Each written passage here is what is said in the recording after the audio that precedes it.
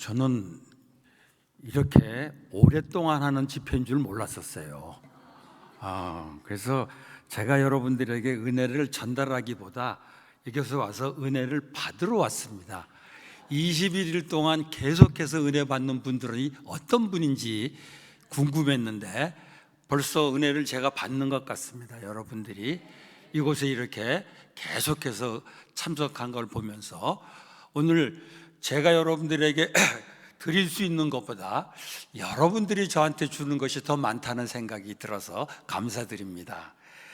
오늘 저는 또 제가 말씀을 잘 준비했는데 우리 목사님이 요약을 다 해서 다 끝내버렸어요. 오늘 그 얘기 하려는 겁니다.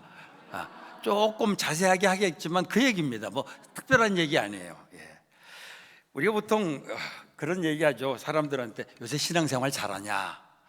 그러면은 주로 그 신앙생활 잘하냐 그럴 때 신앙생활 잘하는 사람들은 이렇게 됩니다. 요새 교회 생활 잘한다는 거죠. 예배 잘 빠지지 않고 잘 나가고, 그리고 경건 생활 잘하는 거, 말씀 생활 잘하고 기도 생활 잘하고, 보통 그런 거를 신앙생활 잘하는 거로 생각합니다. 그리고 그게 잘 안 될 경우 요새 신앙이 조금 힘들어요, 그런 얘기하죠. 교회도 좀 가끔 빠지기도 하고 뭐 기도도 제대로 못하면 요새 신앙생활 잘 못해요, 그렇게 생각한단 말이에요. 그런데 사실 신앙생활을 그래서 우리는 어떻게 정의했냐면은 신앙생활은 교회 생활하고 경건 생활, 이게 신앙생활이에요. 우리가 생각하는 신앙생활.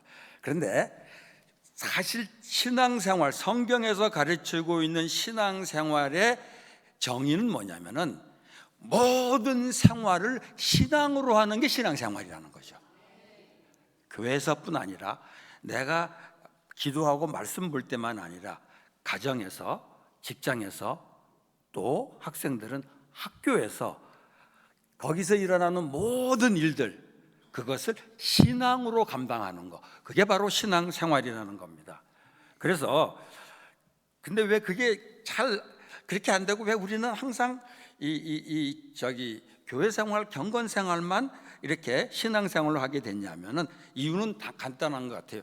신앙생활하고 종교생활을 혼동하기 때문에 그래요. 신앙생활은 종교적인 영역의 생활만 신앙생활로 생각해요. 그 밖의 영역은 신앙하고 관계없는 것으로 생각하는 경향이 있단 말이에요. 그래서 오늘 그걸 얘기하기 때문에 신앙을 한번 새롭게 정의를 했으면 좋겠습니다. 여기 제가 신앙을 정리하기 위해서 그래프를 하나 만들었어요. 동그라미 3개로 그래프를 하나 만들었습니다. 한번 잘 보시기 바랍니다. 신앙은 뭐냐면 우리가 신앙을 보통 뭐라고 하냐면 교회 가고 기도하고 말씀, 이걸 신앙으로 생각합니다. 근데 그건 신앙의 표현이에요. 신앙의 본질은 뭐냐면은 뭐예요? 신앙의 본질은 하나님과의 관계입니다. 성령님이 내게 역사하셔요. 그래서 내가 예수 그리스도를 믿어. 그래서 내가 하나님의 자녀가 돼. 그게 바로 신앙이라는 거죠. 교회 가고 말씀 보고 기도하는 거 분명히 나옵니다. 그런데 그거는 그 신앙을 가진 사람에게서 나타나는 표현이고, 신앙의 본질은 철저하게 하나님과의 관계. 성령님이 역사해서 내가 하나님을, 예수 그리스도를 믿어 그래서 하나님의 자녀가 되는 그 관계가 신앙의 본질이라는 거죠. 그래서 가운데 그 신앙의 본질이에요. 그러면 이 신앙을 가진 사람들이 나타나는 그 삶의 모습이 첫 번째 뭐가 있냐면 종교적으로 나타나는 거예요. 그게 우리들이 아주 익숙한 거죠. 교회 와서 예배드리고 또 말씀 보고 기도하고 전도하고 봉사하고 이런 것들, 이게 신앙의 표현이라는 거죠. 종교적인 표현. 그리고 이걸 통해서 우리들의 신앙의 본질이 자꾸 자라게 되는 거죠. 하나님과의 관계가 더 깊어지게 되는 거죠. 그래서 지금까지는 우리는 신앙을 요 2가지 영역으로 생각을 했습니다. 그런데 이제 3번째 영역이 있는데 이게 뭐냐면은 일상생활 속에서 나타나는 신앙이라는 거예요. 이건 뭐냐면은 우리 신앙의 핵심은 하나님과의 관계고, 우리들이 흔히 신앙의 전통적으로 했던 표현은 교회와 경건 생활을 통해서 나타나는데, 세 번째 중요한 건 뭐냐면 세상 속에서 나타나야 될 믿음은 바로 일상생활 속의 믿음이라는 거예요. 제가 지난번에 제 동생이 왔다고 들었는데 반갑습니다. 이렇게 제 동생을 아는 분들이 이렇게 많다니. 근데 정말 제 동생은 제 동생이라서가 아니라 대단한 사람이에요. 저는 목사고 그 동생은 장로인데 저희 큰아버님이 혹시 아시는지 모르겠어요. 방지일 목사님이라고 아주 원로 선교사님입니다. 그분이 가끔 우리 둘이 앉아 있는 걸 보고 이렇게 말할 때가 있어요. 좀 섭섭하더라고요. 뭐라고 하냐면은 얘가 너보다 나아 이러더라고요. 그게 뭐냐면은 너는 목사잖아. 얘는 목사 아닌데도 한마디로 목사급이라는 거죠. 뭐 얘가 너보다 나. 이런 얘기야. 나도 그렇게 생각을 하면서도 또 그렇게까지 말씀하실까 그런 생각이 들었는데 대단한 친구. 정말 신앙생활, 교회 생활은 말할 것도 없고 직장에서 신의 활동하는 거 뭐 이런 거 다 보면은 정말 신앙생활을 잘해요.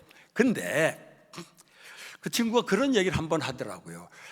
자기가 아내하고 같이 위탁무라는 걸 했습니다. 위탁무 아시죠? 입양하지 않고 입양된 애들을 키우다가 이제 보내주는 거. 위탁무를 하면서 그거를 직장인들한테 얘기를 했대요. 자기가 위탁무를 한다고 그랬는데 주변에서 한 분이 그렇게 얘기했대요. 역시 믿는 사람은 다르네요 라고 말했다는 거죠. 근데 그 얘기 듣고 제 동생이 굉장히 이 얘기 했는지 모르겠다 동생이. 그런데 동생이 굉장히 충격이 됐다는 거죠. 자기가 지금까지 엄청나게 신앙생활을 잘했다고 생각했는데 뭐 새벽기도도 잘 나가고 11조도 잘 내고 뭐 하여튼 크리스찬으로서 할 만한 거는 다 했어. 그런데 한 번도 못 들어봤대 이 소리를. 믿는 사람이 다르네요 이 소리를 못 들어봤다는 거예요. 그런데 위탁무 한다는 얘기를 듣고 믿는 사람은 역시 다르네요라는 얘기 듣고 이게 뭐야? 내가 여태껏 신앙생활 잘했는데 사람들이 그걸 인정 안 해준 거예요. 근데 위탁무 하는 거 보고 신앙인으로 인정을 해줬다라는 거죠. 그래서 생각을 많이 했다는 거예요. 그래서 이게 어떻게 된 건가 한번 생각해 보니까 이게 그런 거예요.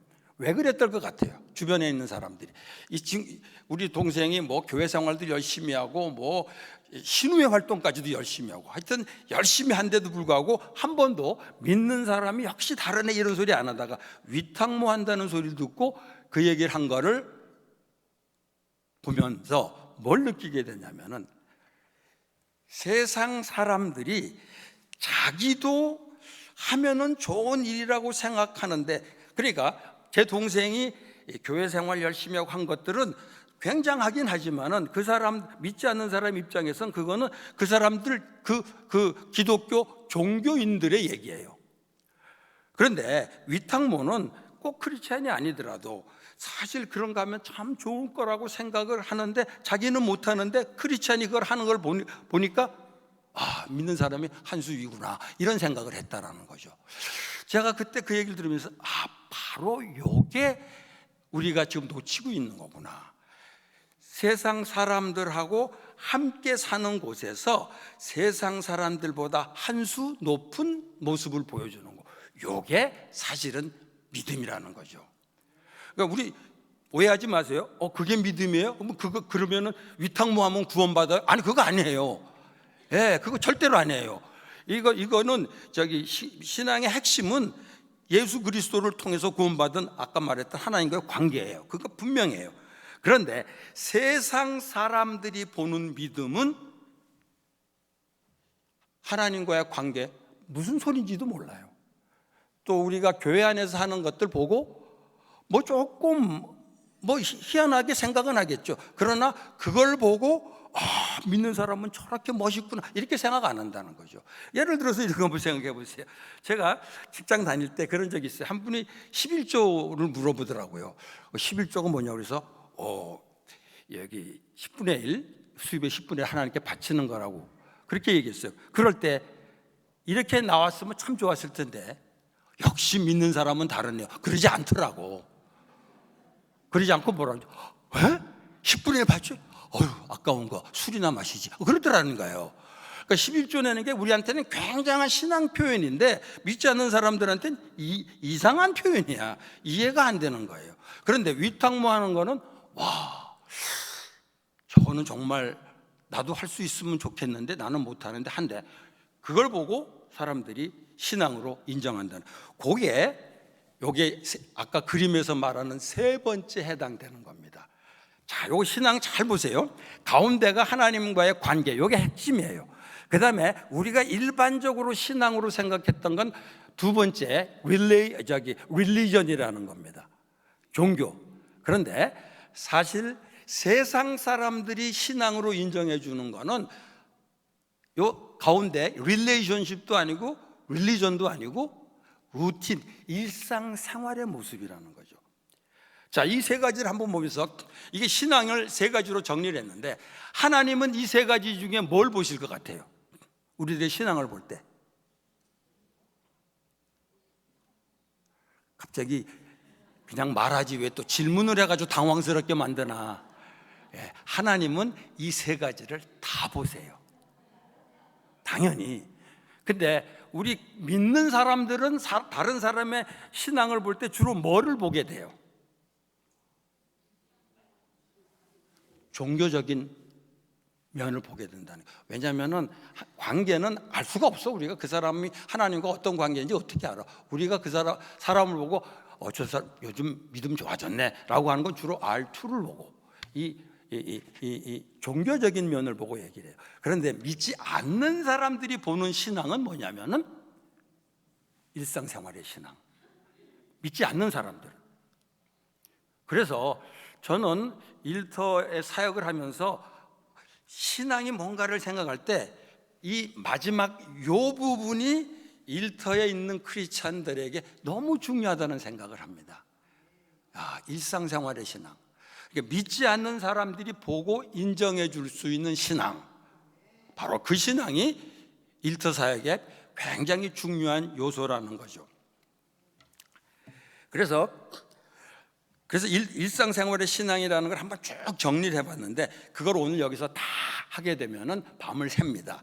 굉장히 많으니까. 뭐 학교에서는 어떻게 해야 되고, 이 직장에서는 어떻게 해야 되고, 또 뭐 친구 관계는 어떻게, 한이 없이 많아요. 일터에서 일상에서 나타나야 될 신앙. 그런데 저는 그거를 쭉 정리를 하다가 제일 생활에서 중요한 게 뭐냐면은 성품이라는 생각이 들었어요. 여러분들 혹시 이런 말하면 떠오르는 사람 있지 않나 모르겠어요. 그분 신앙은 좋은데 성질은 참 못됐어. 그런 사람 생각나는 사람 있어요? 네, 있죠. 자기는 아니야. 자기는 아닌데 누군가 신앙은 좋은데 성질이 참 못됐어, 이런 거예요. 그런데 이건 말이 안 되는 거예요. 성질이 못됐다고 신앙이 없다고 할 수는 없어요. 그런데 성질이 못됐으면 신앙이 좋은 건 아니야. 근데 왜 신앙은 좋은데 성질이 못됐어 이렇게 말하냐?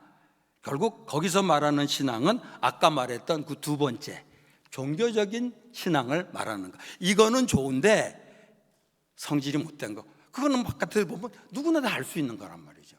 그래서 사실은 저는 이 공부를 하면서 사실 이 신앙에 있어서 우리 이 성품이 갖는 비중이 사실은 굉장히 큰데, 사실 그렇지 않습니다. 교회에서는 신앙은 아까 말했던 대로 경건 생활 잘하고 교회 생활 잘하면 신앙이 좋은 거예요. 그런데 성질이 나쁜 거는 그냥 신앙하고 무관한 거로 생각하기 쉽다라는 거죠. 근데 저는 이 성품이 바로 크리스찬들에게 있어서는 신앙이라는 거예요. 왜냐하면 성령의 9가지 열매 있잖아요. 그게 성품이란 말이에요. 그러니까 신앙이 있는 사람들이 그 신앙을 바깥으로 나타냈을 때 제일 먼저 나타나는 것이 바로 성품이라는 거죠. 제가 일터 사역을 하면서 그런 걸 보게 됩니다. 직장에서 실력이 중요하냐, 인성이 중요하냐? 대답은 뭐죠? 실력이 더 중요하냐, 인성이 더 중요하냐? 실력이 중요해요. 실력이 중요한데 계급이 올라갈수록 인성이 중요해지기 시작하고 나중에 이런 표현을 씁니다. 실력이 중요하냐 인성이 중요하냐가 아니라 인성이 진짜 실력이다가 되는 거예요. 요거를 똑같이 우리 크리스찬들에게 적용하냐면 이렇게 얘기할 수 있어요. 믿음이 중요하냐 성품이 중요하냐. 이게 믿음이 아니에요. 결국 뭐예요? 답은 신앙이 성장할수록 성품이 곧 믿음이라는 거죠. 그래서 저기 직장에서 가끔 그런 걸 보게 됩니다. 직장에서 신앙인지 아닌지 잘 모르는데 이런 평가를 받는 경우 있어요. 제가 크리스찬들이 직장에서 제일 안 좋은 평가가 이겁니다. 너도 교회 다녔어? 이게 최악의 평가입니다. 그리고 제일 좋은 평가가 뭔지 알아요? 교회 다니셨네요. 이거야 이게. 살다 보면 느껴지는 거야. 근데 교회 다니는 줄 몰랐는데 사는 거 보니 이게 중요한 평가라는 거죠. 근데 그게 뭐로 나타나냐? 성품으로 나타난다는 거죠. 그래서 사실은 성품은 믿음의 한 부분이라고도 표현할 수 있어요. 근데 조금 더 강하게 표현한다면 성품이 세상 속에 사는 그리스도인들에게선 그게 바로 믿음이라는 거죠. 그러니까 그분 신앙은 좋은데 성질이 못됐어. 그건 말이 안 돼요. 성질 못된 거 보니까 신앙이 아직 미성숙해. 이렇게 말하는 게 정확한 거예요. 그 다음에 이 일상생활의 신앙이 성품이 제일 중요하고 그 다음에 또 하나 중요한 건 뭐냐면은 우리 세상에 살면서 제일 중요한 게 뭐죠? 예수님이지. 물론 예수님 빼고 세상 살면서 제일 중요한 게 뭐야? 내 아내, 내 남편이라고 말해야 되는데 그렇지도 않아. 제일 중요한 게 뭐냐면은 돈이더라고요. 세상에 제일 중요한 게 돈이에요. 저는 그거를 여기저기서 많이 느낍니다. 그래서 정말 믿음이 있는 사람을 어떻게 평가를 하게 되냐면은 돈 문제에 대해서 어떻게 대하느냐 보면은 그 사람의 믿음이 드러나는 거예요. 신앙이 참 좋은 것 같은데 돈 문제 생기면은 사람이 조금씩 흔들리는 사람들이 있어요. 그러면은 신앙이 없다고 말할 수는 없어요. 저도 가끔 흔들릴 때가 있어요. 저도 분명히. 그런데 돈 문제에서 흔들릴 때 보면은 이분이 아직 신앙이 미성숙했구나. 그래서 돈에 대해서 어떻게 처신하느냐를 보면은 그분의 믿음을 알 수 있다라는 거죠. 물론 믿는 사람들은 돈 문제에 절대로 실수하면 안 돼. 그렇지는 않아요. 실수할 때 있어요. 저도 실수할 때 있었어요. 그런데 세상 속에서 그 사람의 믿음을 평가할 때 돈 문제를 어떻게 하느냐를 보고 제일 먼저 평가한다는 거죠. 가끔 그런 얘기 듣습니다. 저는 CBMC라는 그 단체에서 그게 기독 실업인회라는 단체인데 거기 가서 교제를 하다가 이런 분들을 보게 됩니다. 믿지 않다가 이제 이 CBMC를 통해서 예수를 믿게 됐는데 그런 사람들이 이런 얘기를 많이 하더라고. 자기는 절대로 교회 안 나가려고 그랬대. 왜냐하면은 신앙 엄청 좋은 것처럼 했는데 결국 돈 문제에서 사기를 당했다는 거예요. 그걸 딱 보는 순간 나 이 기독교인들하고는 상종 안 한다. 그래가지고 교회를 나갈 생각을 안 하다가 CBMC 통해서 알게 됐다. 이런 얘기하는 분들 보게 됩니다. 제가 그래서 그 얘기를 들으면서 신앙이 아무리 좋은 것 같아도 돈 문제에 대해서 제대로 처신하지 못하면은 이게 결국은 신앙에 문제가 있다는 거죠. 그래서 일상생활의 신앙 리스트를 쫙 한번 정리해서 나눴으면 좋겠는데 오늘 그건 다 나눌 수는 없고 그 다음에 이제 한 사람 하나 중요한 걸 나눴으면 좋겠습니다.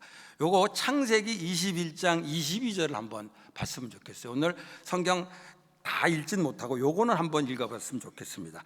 창세기 21장 22절. 요게 뭐냐면은 이 아브라함의 믿음에 관한 얘기입니다. 여러분들 아브라함의 믿음 하면은 딱 떠오르는 게 뭐죠?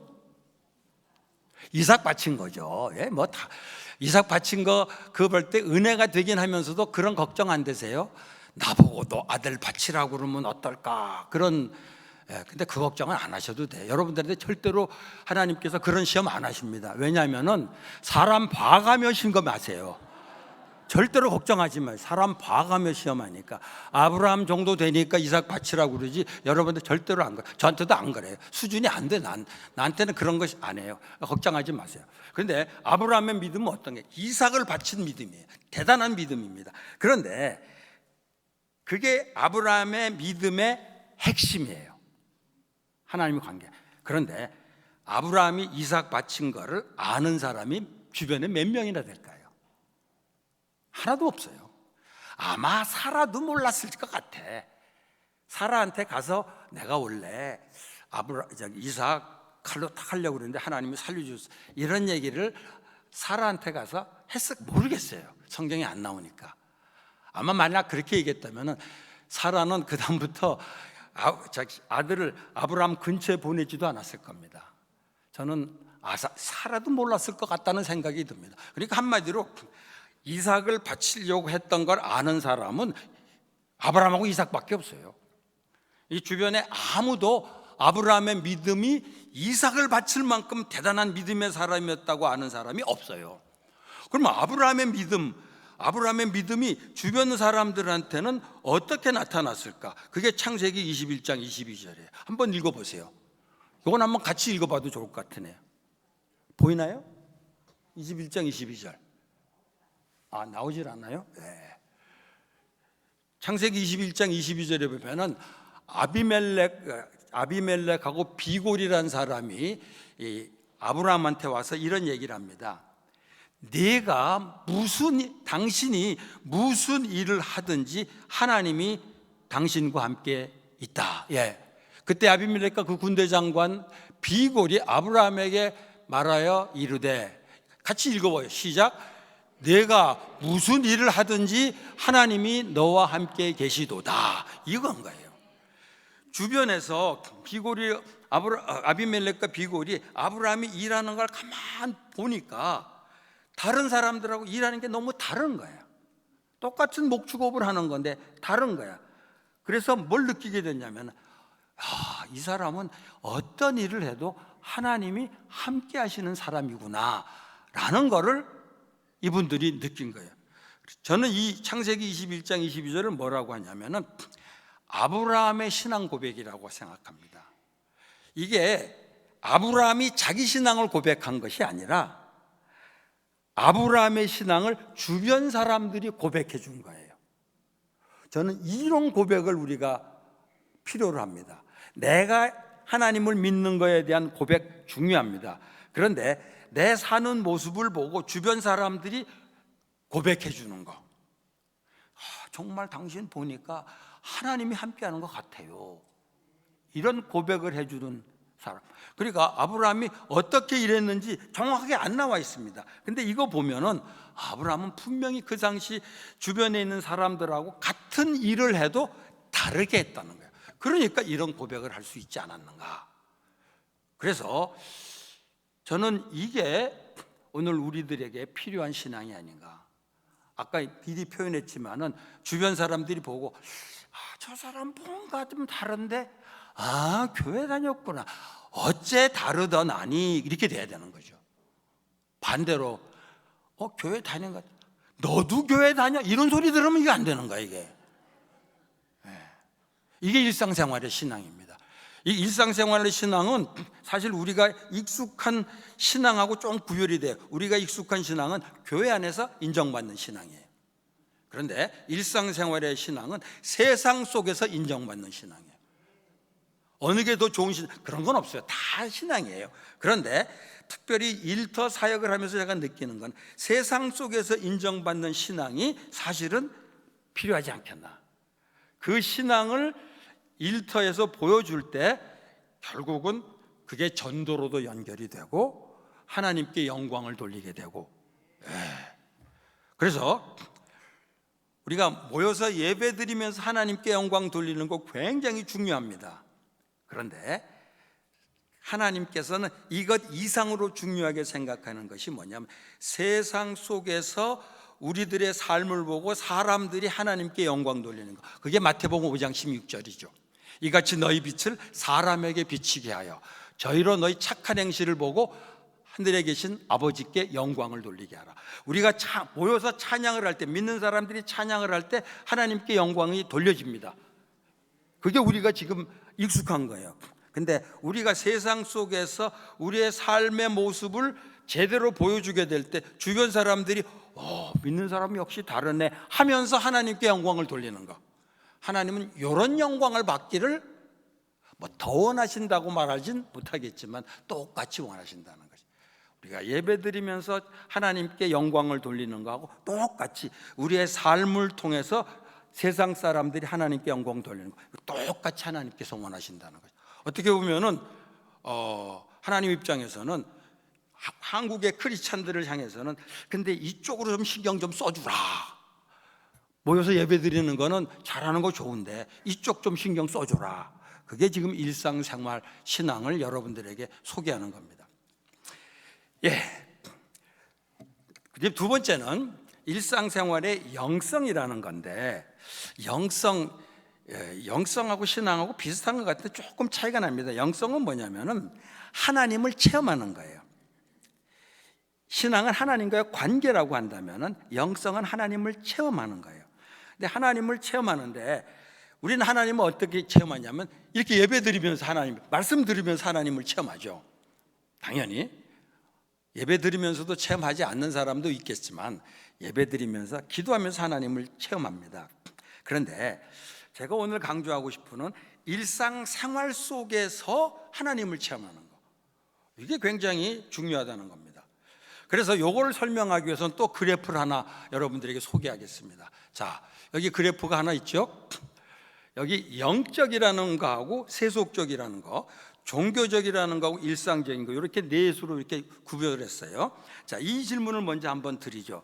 우리가 예배를 드립니다. 하나님께 예배를 드리면은 그 예배 드리는 것은 이 네 가지 중에 뭐에 해당됩니까? 영적이냐, 세속적이냐, 일상적이냐, 종교적이냐. 우리가 예배 드리는 건 어디에 해당되죠? 이게 대답이 또 그냥 말하지 왜 또 질문은 또 해, 그럴 것 같은데, 예배 드리는 건 어디에 해당돼요? 이렇게 하는데, 예배는 정확하게 이겁니다. 종교적인 겁니다. 그런데 그 예배를 신령과 진정으로 드리면 뭐가 돼? 영적인 게 되는 거예요. 우리 예배는 당연히 영적인 걸 아니, 예배는 종교적인 거예요. 그런데 신령과 진정으로 드릴 때 그게 영적인 예배가 돼요. 그러면은 예배가 세속적인 경우도 있어요. 세속적인 거. 바리새인들이 기도했잖아요. 바리새인들이 기도할 때 그 기도는 종교적인 거였어. 그런데 그거를 영적이라고 예수님이 얘기 안 했어요. 왜냐하면은 기도를 하긴 했는데 내용은 그럴듯한데 하나님께 영광을 돌리는 기도가 아니라 사람들한테 과시하는 기도야. 나 이렇게 종교적이야, 이렇게 과시하는 거. 이런 기도는 결코 종교적이긴 해요. 그러나 이런 기도는 영적이라고 할 수는 없다는 거죠. 세속적이라는 거죠. 그래서 우리가 예배를 드리거나 교회에서 하는 여러 가지, 심지어는 기도하는 모습까지도, 저기 마태복음 6장 나오잖아요. 기도할 때 은밀한 곳에서 하라는 얘기 하잖아요. 그게 뭐냐면 기도를 과시하기 위해서 한다면 그거는 세속적인 거예요, 사실은. 그래서 우리가 종교적인 영역에서 영적인 것이 돼야 될 예배가 잘못하면은 밑으로 쭉 내려와 가지고 세속화될 수가 있다는 거죠. 그걸 종교의 세속화라고 합니다.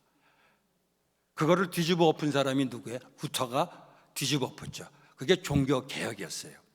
종교적인 영역이 영적이어야 되는데 이게 타락을 해갖고 세속적이 돼버린 거야. 여전히 종교적이에요. 그런데 세속적이 돼버린 거란 말이에요. 그걸 뒤집어 푼 게 마르틴 루터의 종교 개혁이죠. 그래서 지금 우리가 교회 생활하면서 우리도 모르는 사이에 영적이어야 될 일이 살살살살살살 세속적으로 될 때가 있어요. 예를 들어서 교회에서 봉사합니다. 교회에서 봉사하는 거 종교적인 일이에요. 그런데 정말 하나님을 사랑하는 마음으로 하면 그 영적이에요. 영적인 일이에요. 그런데 가끔 이럴 때 있어요. 누가 잘하나 보자 뭐 이러고 하는 때 있잖아요. 그러다 보면 그게 슬슬 세속화가 돼. 세속화가 돼. 예. 그래서 저는 옛날에 성경 퀴즈 대회 그런 거 하고 뭐 성경 그런 거 하는 거 참 난 좋게 생각했는데, 와, 그거 1등 하려고 막 애쓰는 거 보니까 너무 세속적이더라고. 종교가 세속화되는 거야. 뭐 찬송가 경연대회도 1등 하려고 막 바깥에서 누구 데려오고 뭐 이런 거 있잖아요. 그건 영적이 아니야. 종교적이긴 해. 왜냐면 찬송가 부르는 거니까. 그런데 그거 이기려고 뭐 안 믿는 사람 막 데려와가지고 뭐 만약 그런 게 있다면 그거 세속인 거야. 그래서 종교적인 영역에서 영적이어야 될 것들이 얼마든지 세속화가 될 수 있다는 거. 우리 교회에서 굉장히 조심해야 되라고 생각합니다.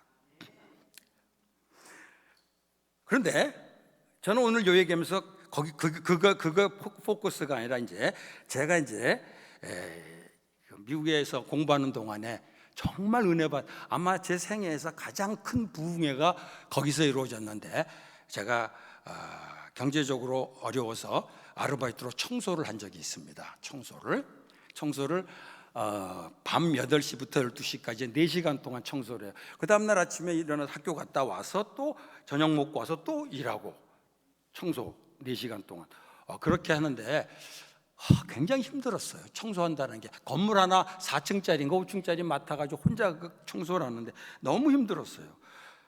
그래도 그 일을 했어요. 왜냐하면 먹고 살아야 되니까. 그랬는데 한때는 몸이 힘들 뿐 아니라 더 힘든 게 뭐냐, 마음이 힘들 때가 있어요. 왜냐하면 내가 여기에 지금 청소하러 왔냐, 하나님 말씀 신학 공부하러 왔는데 이게 돈 몇 푼 없어갖고 이런 쓸데없는 짓에 시간을 낭비해야 되냐, 이런 생각을 하니까 갑자기 화가 나더라고요. 그래서 하나님 앞에 청소하던 건 내던지고, 하나님 도대체 이게 뭡니까? 하나님 저희 여기 청소하러 보냈습니까? 신학 공부하러 보냈습니까? 이렇게 하나님 앞에 막 해댔어요. 근데 어떤 분들은 그렇게 하나님 앞에 해댔더니 그 다음날 아침에 아파트 문을 열었더니 흰 봉투가 와 있었다고 뭐 이런 얘기 가끔 하더라고. 저는 근데 봉투 한 번도 안 왔어요. 주변에 크리스찬들 좀 있었는데. 근데 지금 생각해보면 그때 봉투 왔으면 굉장히 기뻤겠지만은 하나님께서 봉투보다 더 중요한 걸 주셨는데 하나님 말씀을 주셨어요. 그게 뭐냐면 골로새서 3장 23절이었어요. 이거 한번 같이 봐야 돼. 골로새 3장 23절 뭐라고 그랬어요? 무슨 일을 하든지 마음을 다하여 죽게 하듯 하고 사람에게 하듯지 말라. 제가 그 말씀이 딱 떠오르는 순간 너무 하나님 앞에 부끄러웠어요. 제가 청소하는 건 왜 했냐면 경제적으로 어려운 거 아르바이트 쪽 돈 좀 모으려고 한 거예요. 뭐 그건 이해가 되죠. 그런데 내가 이런 일 하려고 여기 왔냐, 이런 짓을 하고 있었던 거예요. 근데 하나님이 저한테 그런 거예요. 네가 지금 이 청소를 죽게 하듯 하지 못하면 목사 자격 없어. 이걸 말씀해 주시더라고요. 그 순간 청소에 대한 자세가 제가 달라지더라고요. 자, 청소는 원래 아까 그 4가지 한번 보세요. X축, Y축 한번 그림표 보여주세요. 청소는 이 4가지 중에 뭐에 해당됩니까? 일상적인 일이에요. 그런데 제가 처음 청소하러 갔을 때 그 일은 뭐였어요? 세속적인 일이었어요. 그런데 골로새 3장 23절을 통해서 탁 깨닫고 나서 그 청소일이 뭐로 바뀌었어요? 영적인 일로 바뀌더라는 거죠. 청소는 여전히 청소예요. 청소가 종교적인 일로 바뀐 건 아니에요. 청소는 청소예요. 그냥 우리가 일상에서 하는 일이에요. 근데 그것이 죽게 하듯 그 일을 하게 되면서 이게 영적인 일로 바뀌었다는 것이죠. 뭐 그렇다고 그래서 그 다음 날부터 청소하면서 하나님 찬송하면서 이런 건 아니에요.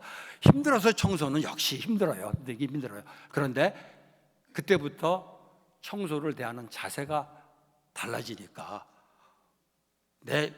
그게 저한테는 어떻게 보면 신앙의 큰 변화였습니다. 사실 이런 변화를 일으킨 사람이 마르틴 루터예요. 마르틴 루터가 그런 얘기를 했습니다. 목사님이 예배를 인도하는 거하고 목동들이 목장에서 소젖을 짜는 거하고 똑같은 일은 아니에요. 그러나 하나님을 기쁘시게 한다는 면에서 똑같다, 이렇게 말씀해요. 그러니까 내가 설교를 준비하는 거하고 청소를 하는 거, 이 둘은 다른 일이에요. 그런데 하나님께 그것을 하듯이 할 때 그것은 똑같이 영적인 일이 될 수 있다는 거죠. 이거 굉장히 중요한 걸 저한테는 제 생애에서 가장 중요한 부흥회 중에 하나였습니다. 혼자 청소하다가 깨달은 거였어요. 그리고 나서 그게 내 인생에 엄청난 변화를 주게 됩니다. 그래서 지금도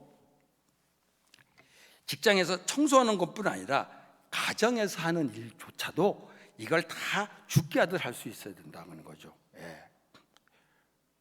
그래갖고 저는 요즘 가정에서 주의 일을 열심히 합니다. 그럼 가정의 주의 일이 뭐냐? 뭐 가정 예배 인도하냐? 물론 뭐 가정에서 말씀 가르칠 수도 있죠. 근데 제가 하는 가정에서 하는 주의 일은 두 가지입니다. 빨래 개는 거하고 설거지입니다. 왜? 이거 아내를 돕기, 아니 이게 우리 집안에서 나한테 맡겨진 주의 일이라고 생각하는 거예요. 정말 이게 굉장히 자세가 이런 자세를 갖게 되면은 세상의 모든 일이 나한테 맡겨졌을 때 그것이 주의 일로 바뀌게 된다는 거예요. 그런데 이제 그래서 저는 우리 크리스찬들이 이런 자세가 필요하다는 거죠. 일상적인 상황에 있는 것들이 대부분 세속적이라고 생각합니다. 그런데 그것을 주님께 하듯 하게 되면 영적인 일로 변화가 될 수 있다는 거죠. 그래서 그거를 일의 영성이라고 표현합니다.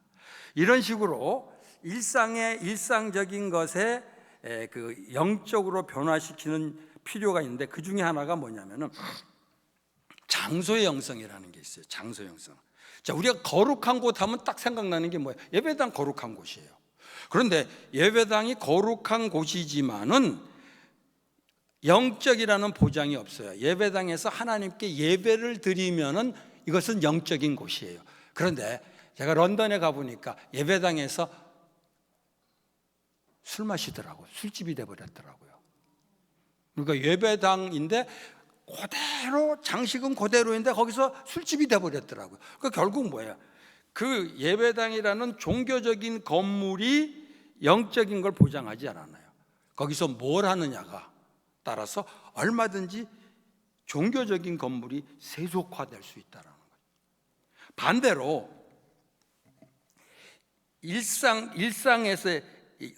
일상에서의 장소인데 그것이 얼마든지 영적인 곳이 될 수 있다. 이게 어디서 나타나냐면은 모세가 저가 있죠. 모세가 호렙산에서 소양 몰다가 산에 올라갔더니 그 떨기나무가 불이 타고 있는데 불이 안 타는 걸 보고 이상하다고 그래서 가까이 갔습니다. 가까이 갔을 때 그때 하나님이 하신 말씀이 뭐죠? 신발 벗어라. 다 신발 벗어라만 나오대. 다 신발 벗어라. 그 다음에 뭐라고 그랬어요? 내가 선 곳은 거룩한 땅이라 그랬다는 거죠. 근데 그 전에 뭐 소똥 말똥 있고 돌 있고 다 똑같은 거예요. 근데 그 순간 하나님이 거룩한 곳이라고 그랬단 말이죠. 왜 거룩한 곳이야 그게? 답이 나왔는데 똑같아. 그 전하고 똑같아. 변한 거 하나도 없어. 거기 갑자기 뭐 예배당 세워진 것도 아니고 무슨 뭐 종교적인 장식이 생긴 것도 아니고 딱 한마디 뭐예요? 하나님의 임재예요. 그러니까 하나님이 임재한다고 하면은 그곳은 거룩한 곳이 되는 거죠. 세속적이라고 생각했는데 하나님이 임재하면은 거룩한 곳이 될 수 있다는 거예요. 그러니까 예배당도 술 마시면 세속적인 곳이 돼요. 그러나 직장에서 하는 일반 직장인데 거기에서 하나님이 지금 나와 함께 하신다는 그런 임재의식을 갖게 되면은 그곳이 얼마든지 거룩한 곳이 될 수 있다라는 거죠. 이거 굉장히 중요한 겁니다. 제가 어떤 그 식당, 작은 식당을 경영하는 분 얘기를 들었는데 그 손님의 얘기를 들었습니다. 이게 조그만 식당이에요. 그러니까 배달하고 요리를 혼자 하는 거죠. 근데 어느 날 그 주인이 그런 걸 들었대요. 배달하러 가면서 다녀오겠습니다 하고 가더라는 거예요. 근데 아무리 봐도 아무도 없는데 다녀오겠습니다 하고 가는 거야. 그래서 나중에 물어봤대. 누구한테 얘기하냐고. 그랬더니 겸연쩍게 웃으면서 하나님한테 다녀오겠다고 그랬다는 거죠. 근데 그분이 크리스찬인데 에이 다녀오겠습니다 보다 더 화끈하려면 같이 가시죠 이래야지 되는 거지. 그 굉장히 재미난 얘기였어요. 그러니까 우리가 교회에서만 하나님이 함께 하신다, 우리 여기 들어오면은 딱 하나님이 함께 하신다는 걸 좀 느끼기가 쉽단 말이에요. 근데 이 직장에 나가면 이제 하나님 없는 곳이 돼버리는 거야. 이제 내 마음대로 해야 돼. 아니, 거기 하나님이 계신 곳이, 그래서 얼마든지 거룩한 곳이 될 수 있다는 거예요. 그게 장소의 영성이라는 거예요.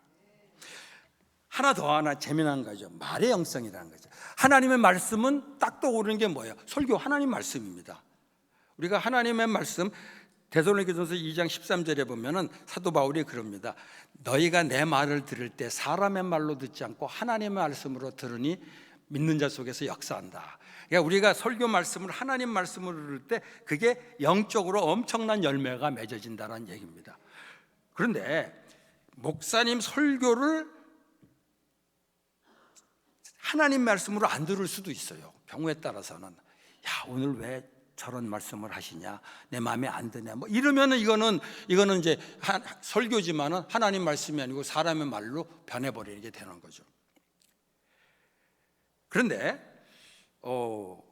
오늘 여러분들에게 소개할 사무엘하 16장 10절 11절에 아주 재미난 말씀이 있습니다. 이건 뭐냐면은 다윗이 압살롬에게 쫓겨나갖고 망명 가고 있을 때 그때 시므이란 사람이 다윗을 향해서 저주를 퍼붓습니다. 저주를 퍼붓는 걸 보고 비서격으로 있는 누구죠? 거기 한번 봅시다. 거기 성경 구절 같이 한번 봐야 되겠다. 내가 한번 읽어보세요. 거기 10절 11절.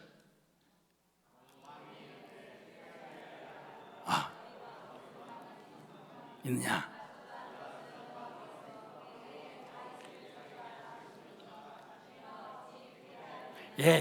아비새 얘기입니다. 아비새가 이 다윗한테 저주 퍼붓는 걸 보고 화가 나가지고 저 개 같은 놈 내가 죽이고 오겠다고 그럽니다. 그럴 때 다윗이 그냥 가만히 있으면은 죽이고 오면 끝나는 거예요. 입 딱 막을 수 있죠. 그런데 그때 이 다윗이 뭐라고 그러냐? 아비새한테 야야, 쟤 지금 시므이가 하는 말이 같지만 하나님이 시므이한테 전 말을 하라고 시켜서 말하는 것일지도 모르겠다. 그러니까 시므이 말이 아니라 하나님 말씀인지도 모르겠다. 그러면 그걸 들어야지. 그걸 죽이면 어떻게 되니? 놔둬라. 이 얘기를 하는 거예요. 오해하지 마세요. 시므이가 그때 다윗을 저주한 거 이거 하나님의 음성을 듣고 한 얘기가 아닙니다. 자기가 그냥 다윗을 별로 좋아하지 않으니까 그냥 저주를 퍼본 거예요. 그런데 다윗이 그걸 뭘로 들었어요? 하나님의 말씀으로 들은 거예요. 저는 그때 성경 보다가 다윗의 위대성을 여기서 보게 됩니다. 자기를 저주하는 말을 하나님이 내게 주시는 말씀으로 받는다면은 와, 이거 대단한 영성이다. 이게 말의 영성이에요. 그래서 우리가 목사님 말씀을 하나님 말씀을 듣는 건 되게 중요하죠. 그런데 그런 게 아니고 뭐 나를 칭찬하지는 말 하나님 말씀으로 듣는 거 그건 다 할 수 있어. 나 칭찬하는데 하나님이 나를 칭찬, 그건 문제도 안 돼요. 나를 비난하는 혹은 비판하는, 심지어는 저주하는 이것을 하나님의 말씀으로 듣는다는 것은 이건 굉장한 영성이라는 거죠. 그래서 혹시 직장에서 기분 나쁜 얘기를 들었을 때 그거에 대해서 화를 내거나 그러는 건 정상적인 사람은 화내고 그럴 수 있죠. 그런데 그 얘기를 듣고 오늘 하나님께서 저분을 통해서 내게 말씀하시는구나 라고 들을 수 있다면은 이건 엄청난 영성이고 축복이 굉장히 크리라고 생각합니다. 그래서 저는 이런 생각을 해요. 집에서 보통 남편들이 집에 들어갈 때 아내들이 하는 말을 뭐라고 그러죠?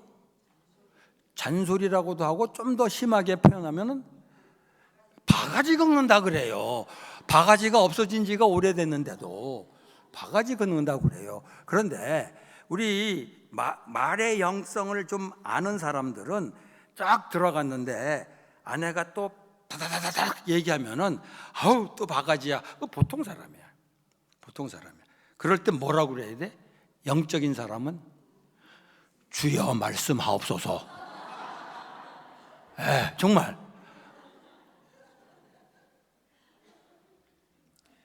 그래서 사실 이 말의 영성, 저도 이거 쉽지 않아요. 근데 살살 요즘 배우고 있습니다. 아내가 참 정말 제 아내는 다른 사람 비하면 괜찮은 것 같은데도 무슨 잔소리를 많이 해요. 그래서 어떤 분이 그랬대요. 어떤 분이 자기 남편하고 아내하고 얘기를 했는데 하늘날 가서도 같이 부부로 있었으면 좋겠냐 물었을 때 남편이 그랬대. 잔소리만 안 하면. 얼마나 힘들었으면 그랬겠어요. 근데 우리 아내도 오늘도 오는데 옷을 내 맘대로 못 입어요. 이거 이렇게 말이 많아요.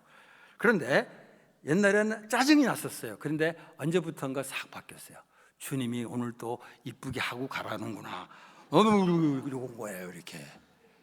그래서 우리 삶에서 사람들의 말을, 내가 듣기 싫은 말인데 그것을 하나님의 음성으로 들을 수 있다면 영적으로 엄청난 축복이 되겠다. 그게 말의 영성입니다. 사실 이 두 가지가 오늘 거의 전부인데 마지막으로 이제 그래서 이 그래프 아까 다시 보세요. 그래프, 이 X축 Y축 그래프 다시 한번 보여주세요. 중요한 걸 제가 가르쳐드리겠습니다. 그러니까 우리가 이거 좀 빨리 좀 이거 우리가 거룩하게 살기 위해서는 일상적인 거에서 종교적인 쪽으로 가면 거룩해질 것처럼 생각하기 쉽습니다. 근데 거룩해진다는 보장이 없어요. 종교적으로라도 얼마든지 세속화가 되니까. 오히려 거룩하게 되기 위해서는 일상적인 영역이나 종교적인 영역이나 항상 영적으로 생각하는 거. 이렇게 이쪽으로 가는 거. 이쪽으로 가는 게 아니라 이쪽으로 가는 거가 거룩하게 사는 첩경이라는 것을 오늘 우리에게 가르쳐 줍니다. 이제 마지막으로 이제 일상생활의 신학이에요. 신학 그러면은 벌써 사람들이 이건 우리하고 관계없는 거. 저도 그렇게 생각했어요. 신학은 신학교에서 배우는 과목들이에요. 그래서 목사 되려면 이런 과목 공부해야지 이 정도로 생각했었는데 언젠가 어떤 사람 굉장히 유명한 신학자인데 갑자기 이름이 또 왔다 갔다 하네. 로버트 뱅스라는 사람이 있어요. 그 사람이 쓴 글에 이런 걸 봤습니다. 일상생활의 신학이라는 글을 봤어요. 영어로 Theology of Everyday Life 이런 글을 보고서 굉장히 당황했습니다. 왜냐하면 내가 지금까지 알고 있는 신학하고 일상생활하고는 관계가 없다고 생각을 했는데 이 사람은 일상생활의 신학이라는 단어를 사용한 거예요. 근데 나중에 보니까 신학을 내가 신학교에서 가르쳐주는 그런 학문이라고만 생각했는데 원래 신학의 정의는 그게 아니라 하나님 말씀과 우리의 삶을 연결시켜 주는 것이 사실 신학이에요. 왜냐하면 성경은 옛날에 쓰여진 하나님의 말씀이지만 옛날에 쓰여진 거예요. 오늘 우리의 삶하고 연결시키기 위해서는 뭔가 그 연결시키는 작업이 필요한데 그게 바로 신학적인 작업이라는 거죠. 그래서 신학은 사실은 우리가 신학교에서 배운 그런 어떤 교과목이라기보다는 우리 삶에서 성경하고 우리 삶을 연결시켜 주는 것이기 때문에 굉장히 이게 이 일상생활의 신학은 중요하다는 겁니다. 근데 이제 이 부분이 우리 뭐 한국 교회뿐 아니라 대부분의 전통적인 교회에서 이 부분이 좀 약합니다. 그러니까 뭐 예수 기독론, 뭐 구원론, 교회론 이런 것들은 많이 있는데 요건 없어요. 예를 들어서 술의 신학 이런 건 없어요. 신학교에서 안 가르쳐 줍니다. 그런데 살다 보면은 예를 들어서 술 문제 같은 경우 직장인들 과거에 제가 일터 사역하다 보면은 사람들이 제일 궁금해하는 게 뭐냐면 크리스찬이 술을 마셔도 되냐 안 되냐 이거 굉장히 궁금해합니다. 여러분들도 좀 그렇지 않아요? 예. 근데 술을 크리스찬은 마시면 돼 안 돼? 이거 굉장히 이게 애매합니다. 어떤 사람은 안 된다고 그러고 여태껏 안 마시는 거로 했으니까 어떤 사람은 요새는 마셔도 돼. 뭐 요새는 또 붙여갖고 마셔도 돼. 이거 왔다 갔다 해요. 근데 왜 그러냐면은 성경에 술에 대해서 애매합니다. 성경이 술에 대해서 술 절대로 마시지 말라 그랬다 말 있어요. 근데 술 마시라는 말도 있어요. 성경에. 헷갈려요. 여러분 그거 혹시 아시는지 모르겠네. 예수님이 제일 먼저 베푸신 이적이 뭐죠? 술만 드신 이적이에요. 예수님이 제일 마지막에 제자들한테 돌린 게 뭐죠? 술도 잘 돌리셨어요. 그래서 예수님 사역은 술로 시작해서 술로 끝나셨어요. 이거 목사가 이런 얘기도 되나? 아니 제가 이런 얘기를 하고 내려왔는데 어느 권사님이 목사님 어떻게 그런 얘기를 하실 수 있어요? 그래서 제가 그랬어요. 성경에 있잖아요. 그랬더니 암만 성경에 있어도 그런 얘기하면 안 된다는 거죠. 너무 재밌었어요. 성경에 있어도 그런 얘기하면 안 된다는 거야. 그리고 또 이런 사람도 있어요. 예수님 만든 술은 안 취했을 거야. 그런 거 아니야. 다 취하는 술이야. 근데 왜 그러냐면은 우리가 술에 대해서 정리가 안 돼 있어요. 성경에 보면은 술에 대해서 아주 긍정적으로 얘기하는 게 있습니다. 시편 104편 15절에 보면은 이런 거는 너무 은혜 받지 마세요. 하나님이 사람의 마음을 기쁘게 하는 포도주를 주셨다. 하나님이 우리 기쁘게 하려고 술 주셨대요. 그러니까 이거에 너무 은혜 받으면 어떻게 해요? 그런데 잠언 23장 31절부터 35절 보면은 술은 죄악의 도구예요. 술 마시면은 헷가닥 해갖고 사람이 맛이 가는 거예요. 절대 술 마시지 말라고. 아니 술은 보지도 말라고 그래요. 그럼 어떡하라는 얘기야? 그래서 이런 것들을 정리해주는 신학이 사실 필요한데 우리 신학자들이 그런 시시한 일을 하질 않으셔갖고 정리가 안 돼 있어요. 우리. 그래서 사실 이 술에 관해서는 성경에 나오는 여러 말씀들을 잘 정리해서 흑백 논리에 빠지지 않으면서 균형을 갖도록 정리해주는 노력이 필요한데 그게 술의 신학인 거죠. 그러니까 사도 바울도 술 취하지 말라 이는 방탕한 것이니 성령의 충만을 받으라. 술 마시지 말라고. 그러니까 술에 대해 굉장히 부정적으로 얘기하면서 또 뭐라고 그러냐면 저기 누구야 디모데한테 야, 너 위장을 위해서 물만 마시지 말고 뭐야? 포도주 좀 마셔라. 그러니까 굉장히 헷갈려요. 그래서 이런 영역에서 조금 신학이 필요하구나. 그래서 이거는 함부로 얘기하기는 어렵습니다. 저도 그래서 이런 문제에 있어서는 술은 마셔도 돼, 마시면 안 돼 이렇게 얘기보다는 이런 성경 말씀을 가지고 각자가 하나님 앞에서 결정을 해야 된다, 이렇게 생각을 합니다. 그래서 이 부분은 지금 조금 어려운 문제입니다. 그런데 여러분들한테 말씀드리고 싶은 건 뭐냐면은, 우리가 신학이라는 것은 이렇게 교리적인 문제만 다루는 것이 아니라 일상생활에 필요한 문제들을 성경 말씀을 기초로 해서 정리해서 바로 그거가 정리되면 그걸 따라서 사는 거, 그게 말씀 따라 사는 거가 될 수 있죠. 왜냐하면은 술을 말씀대로 성경 말씀대로 해야 된다고 그러는데 성경 구절 하나만 갖고 사용하면은 헷갈리는 거예요. 예를 들어서 술 얘기하는데 아까 시편 104편 15절만 엄청 좋아하는 사람이 있다고 생각해봐요.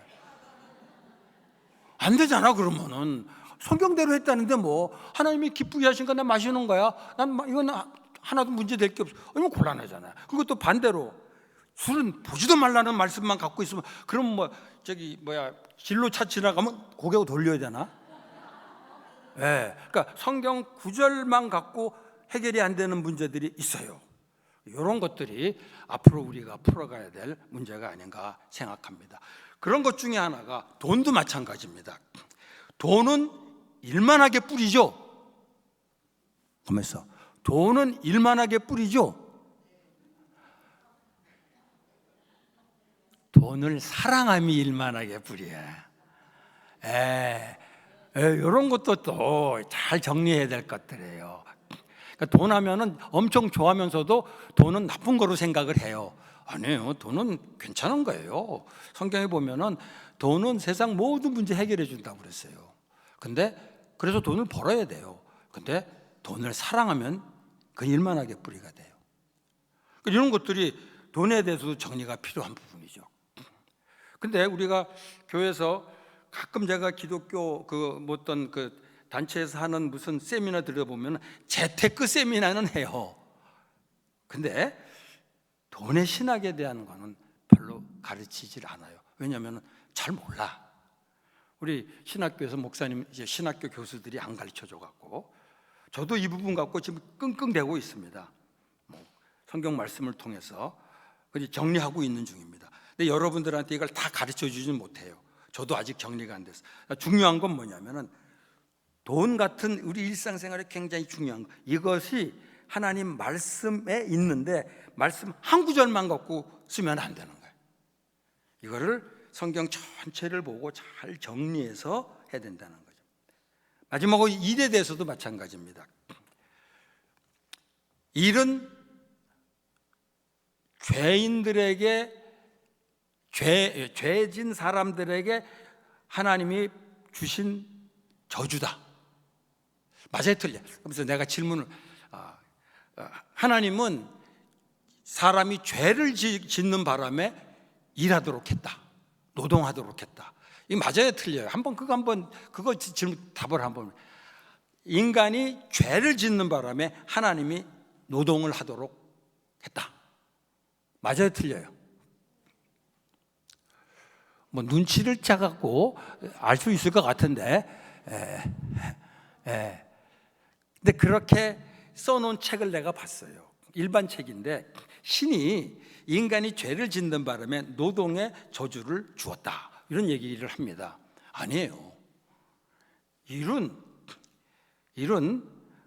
저주로 하나님이 준 게 아니라 죄 짓기 전에 하나님의 형상대로 창조된 사람에게 특권과 축복으로 주신 게 일이에요. 근데 원래 일은 세상 다른 피조물들은 할 수 없는, 사람만이 할 수 있는 특권이고 축복이었다는 거죠. 그게 창세기 1장 28절에 나옵니다. 그런데 인간이 죄를 짓는 바람에 땅이 저주를 받아서 사람이 일을 고통스럽게 해야지만 먹고 살 수 있게 만든 거예요. 그러니까 일이 죄의 결과가 아니라 일에 따르는 고통이 죄의 결과라는 거죠. 잘 이해하셔야 돼요. 무슨 말인지. 그러니까 저는 우리가 일하는 것 자체는 하나님의 축복이고 특권이라는 생각을 해야 돼요. 근데 일하는데 힘이 들잖아. 요거는 죄의 결과야. 요거 잘 구별해야 됩니다. 그래서 이런 것들을 사실은 우리가 잘 정리해 주는 신학이 필요하고, 그럴 때 우리가 어떤 일을 하더라도 그 일에 대해서 의미를 잃지 않고 할 수가 있다는 거죠. 그래서 지금 오늘 뭐 그 얘기를 또 길게 하면 또 길어질 것 같은데, 여기 요 일상생활의 신학의 핵심은 우리 삶에서 필요한 여러 가지 일들이 있어요. 그런 것들을 하나님 말씀을 기초로 해서 흑백 논리에 빠지지 않고 잘 균형을 잡아가면서 만들어가는 신학이 필요하다는 거죠. 그럴 때 우리가 일상생활에서 하는 모든 것들을 하나님의 말씀에 따라서 할 수 있다는 거. 이거는 지금 사실 여러분들에게 이 얘기를 하는 거는 여러분들이 이거를 다 할 수 있다는 거. 저도 이거 아직 다 정리가 안 됐어요. 앞에 부분 일상생활의 신학하고 일상생활의 영성은 정리를 좀 했습니다. 근데 일상생활의 신학은 정리해 가야 될 부분이에요. 이게 제대로 정리가 될 때 우리들의 그 신앙이 점점 더 하나님 말씀에 합한 그런 삶으로 변할 수 있지 않을까 생각을 하게 됩니다. 오늘 저는 뭐 더 하고 싶어도 시간이 딱 왔네요. 끝내 그러는 것 같아요. 여기서 9시 32분. 그래서 그 소리를 뭐로 들어? 하나님의 음성으로 듣고 끝내려고 합니다. 여러분들이 오늘 그런 거를 조금 요거를 가지고 조금 사람들이 서로 좀 토론도 좀 하고 그랬으면 좋겠다고 생각합니다. 의견 차이도 좀 있을 수 있겠지만, 그러면은 오늘 들은 강의가 여러분들한테 정말 영혼의 살과 피가 될 수 있지 않겠나 생각합니다. 감사합니다. 오늘 기도함으로 마치겠습니다. 하나님 아버지 감사합니다. 오늘 귀한 성도들을 함께 만나서 이렇게 하나님 말씀을 함께 나눌 수 있어서 정말 감사합니다. 오랫동안 벌써 근 10여일 이상 저녁마다 이렇게 은혜를 주님께서 주셨는데, 오늘 이 말씀을 통해서도 우리 성도들이 은혜 받고 오늘 목사님이 말씀한 대로 이것을 가지고 세상에 나가서 결단하고 순종하는 그런 삶을 살 수 있도록 인도해 주시옵소서. 예수님의 이름으로 기도하옵나이다. 아멘.